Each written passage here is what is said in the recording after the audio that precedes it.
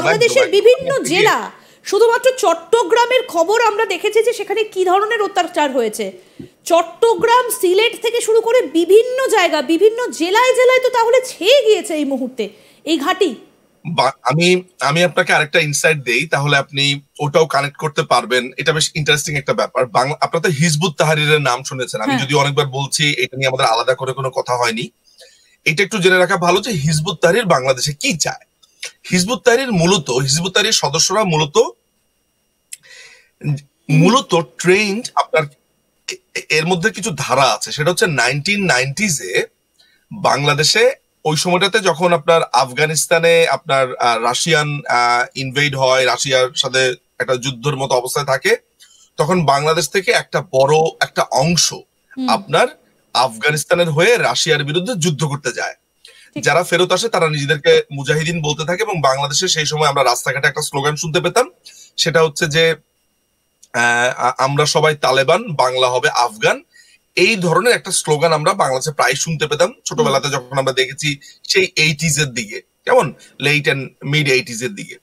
তো মজার ব্যাপার হচ্ছে যে ওই যে বাংলা হবে আফগান যে বাহিনীটা আছে, অর্থাৎ যেই মুজাহিদিনরা সেই সময় আফগানিস্তানের হয়ে যুদ্ধ করেছে, এর মধ্যে জেনে থাকবেন যে ফিলিস্তিনেও বেশ কিছু বাঙালি লোকজন পালিয়ে গিয়েছিল। এবং আপনারা নিশ্চয়ই 2016 সালে যখন আপনার হলি আর্টিজানে অ্যাটাক হলো, আপনারা নিশ্চয়ই তখন দেখতে পেয়েছেন যে বাঙালি অনেক ছেলেপেলেরা কিভাবে সিরিয়াতে গেছে সেখানে যুদ্ধের জন্য, সেখানে কিভাবে ইনভলভ ছিল।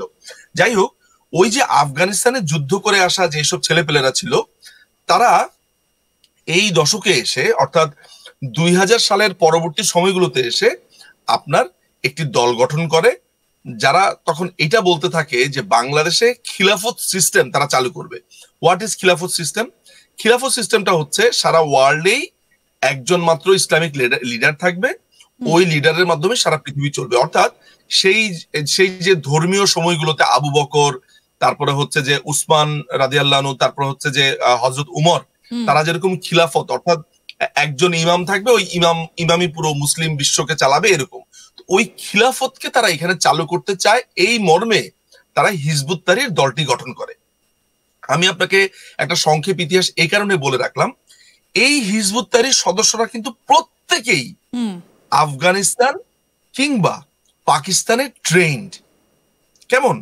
এখন এই সদস্যরা বাংলাদেশে, আপনি যদি বাংলাদেশে কখনো যান, আপনি যদি বাংলাদেশে কোনো কারণে কোনো অ্যাসাইনমেন্টে কখনো যান, আপনি রাস্তাঘাটে এখন তো খুবই দেখা যায়, মানে আমি একটা কথা আপনাকে এই জায়গাটা জিজ্ঞেস করব যে সেই কারণেই কি বাংলাদেশে এই মুহূর্তে কোথাও কোথাও তালিবানি পতাকা দেখা যাচ্ছে, তার সঙ্গেই কি যোগসাজশ? তালেবানি, আপনি তালেবানি পতাকাটা না, সেটা হচ্ছে আইএস এর পতাকা, কেমন, এবং হচ্ছে আল কায়েদার একটা অংশ বাংলাদেশে আছে, তাদের পতাকা। সেটা হচ্ছে যে আপনি জানেন যে আইএস এর পতাকাটা হচ্ছে যে আপনার যে লা ইলাহা ইল্লাল্লাহ মুহাম্মাদুর রাসূলুল্লাহ, এইটা লেখা কালো রঙের জমিনে, কালো রঙের। কিন্তু এইরকম একটা পতাকা যেদিন বঙ্গবন্ধুর মূর্তিটা ভাঙা হচ্ছিল, তখন এইরকম একটা পতাকা উঠতে দেখা গিয়েছিল এবং সেটা ভাইরালও হয়েছিল সোশ্যাল মিডিয়াতে।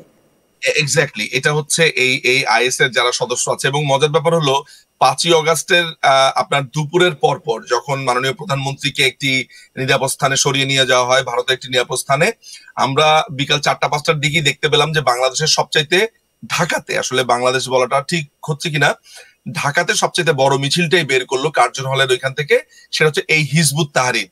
এবং হিজবুত তাহরির যখন মিছিলটা বের করলো, তারা উর্দুতে স্লোগান দিচ্ছিল এবং তারা এই পতাকা নিয়ে বেরোচ্ছে। আমি আপনাকে আরেকটা ঘটনা বলছি, বাট তার আগে এটা শেষ করে নেই।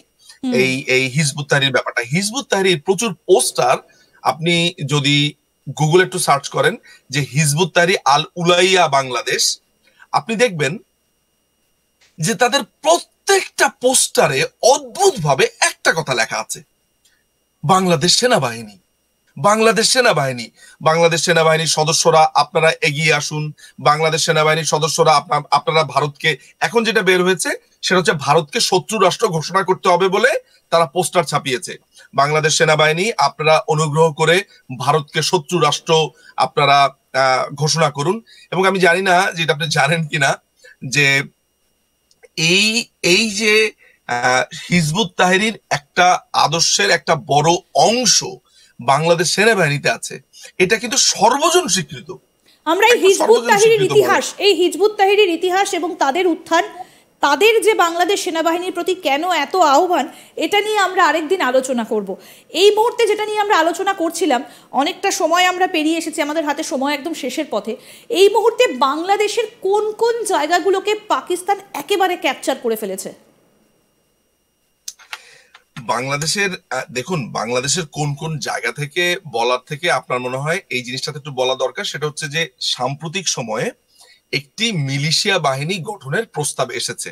আচ্ছা, যেমন তাদেরকে বলা হচ্ছে রিজার্ভ ফোর্স বা রিজার্ভ গার্ডের মতো করে বলা হচ্ছে, এবং এটার ট্রেনিং গত সপ্তাহে শুরু হবে বলে একটা ঘোষণাও দেওয়া হয়েছিল এই সমন্বয়কদের পক্ষ থেকে।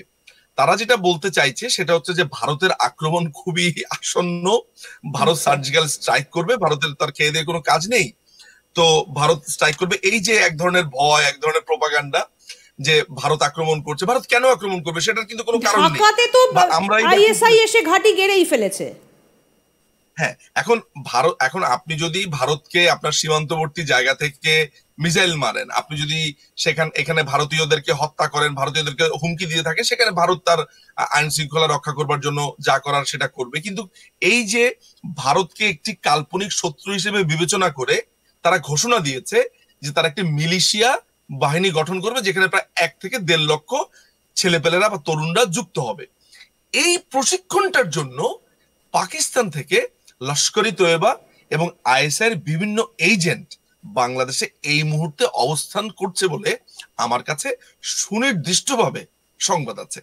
এবং বাংলাদেশের ঢাকার যে ক্যান্টনমেন্টে আমি এটা শুনেছি যে আইএসআই একটা ডেডিকেটেড অফিস করছে, এবং এখন পাকিস্তানি যে এম্বাসি আছে সেইখানে আপনার খুব সম্ভবত যে কাভারে, অর্থাৎ আইএসআই এর যে কাভার এজেন্ট আছে, যে নিজেকে আপনার সম্ভবত বলছে এডুকেশন কাউন্সিলর বা সামথিং, এবং এরকম কিছু কাউন্সিলর আছে যারা মূলত কোনো কাউন্সিলর কিছুই নয়, তারা আইএসআই এর এজেন্ট।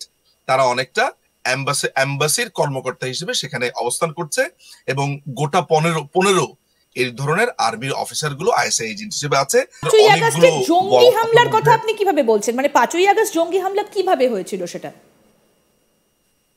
এটি একটি জঙ্গি হামলা হয়েছিল। আমরা বরাবরই এটা বলে এসেছি যে এই জঙ্গি হামলা যে হয়েছিল সেটি তারা নিজেরাই ঘোষণা করেছে। যেমন ধরেন, তাদের যে একজন সমন্বয়ক আছে, সে ওপেন বাংলাদেশের গণমাধ্যমে এসে বলেছে পরিষ্কারভাবে, হাসিব, এটা তার নাম হচ্ছে সম্ভবত হাসিব আল ইসলাম, সে পরিষ্কার করে গণমাধ্যমে বলেছে যে যদি 5ই আগস্টের আগে তারা মেট্রো রেলে আগুন না দিত, তারা যদি পুলিশদেরকে হত্যা না করতো, মানুষদেরকে হত্যা না করতো, তাহলে তাদের পক্ষে এখানে সফল হওয়া সম্ভব ছিল না।